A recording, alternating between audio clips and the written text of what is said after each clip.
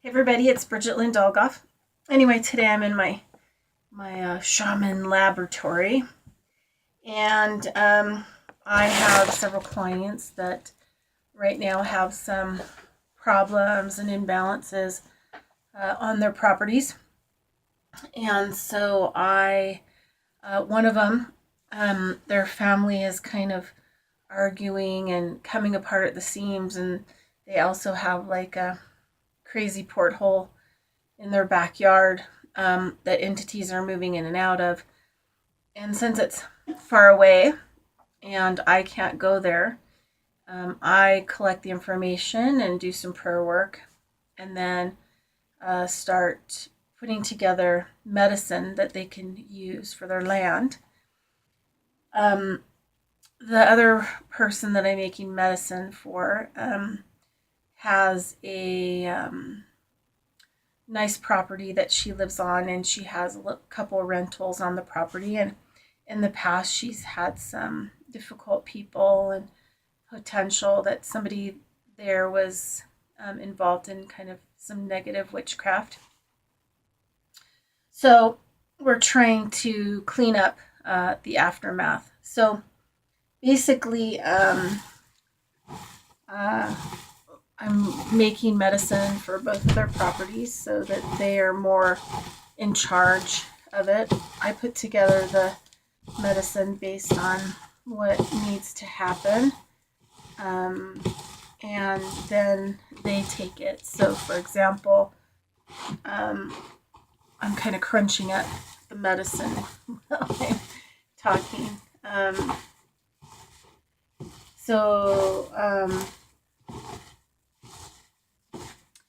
So basically, what would this look like? So I call it Earth Solutions, and being able to help people with energy medicine, long distance or native or shamanic medicine, to go places that I can't go, and I send in the mail. So basically, it's kind of the same principle. I ask them to get salt and do a pretty good salt ring clockwise around their whole property. I call this kind of like peeing on your territory, establishing boundaries, and also so the medicine that you're using or energies that you're using don't leak out and trespass and cause conflict on other lands or neighbors next door to you or whatever else. So then after that, basically, what I have people do is in a bowl, put sage. So I put together little bags of sage for them in a non-flammable or breakable bowl. You could use, traditionally some people like to use the abalone shells, but I have,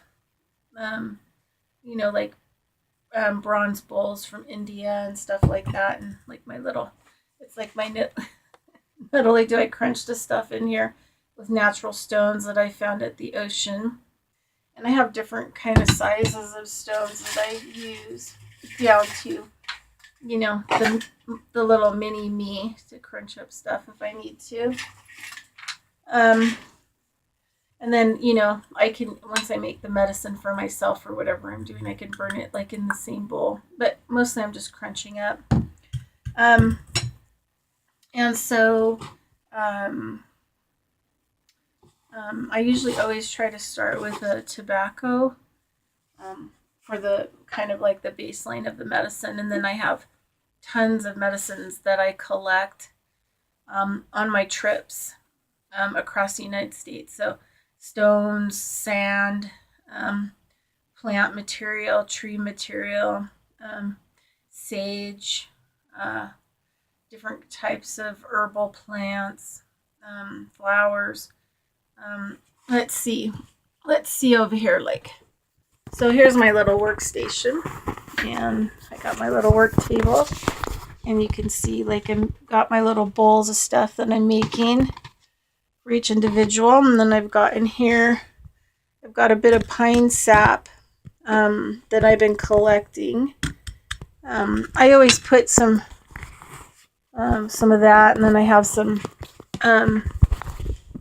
cedar, basically, that I collected about 3 years ago in the cedar forest. Had a big storm and all these, vines were ripped off. So I collected a whole bunch of it since it was on the ground and fresh, prayed over it, and left offerings. But I have sand. I have lots of different vials from ceremonies, different kind of sacred ceremonies, mostly medicine people, native. I have all kinds of herbs that I collect. Here's just kind of a conglomeration of my herbs and just different things I have. And then